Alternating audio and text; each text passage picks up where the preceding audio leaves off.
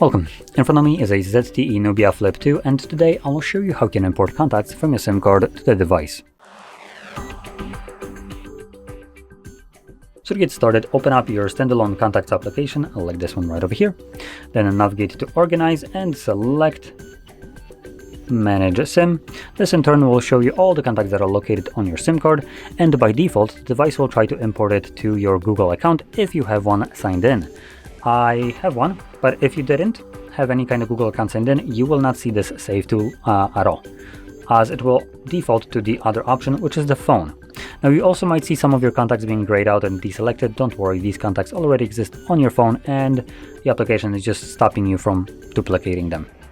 Next we can click on import, and this will import all selected contacts. And when you go back to your contacts list, you should be able to see them right in here. So if you found this very helpful, don't forget to hit like, subscribe, and thanks for watching.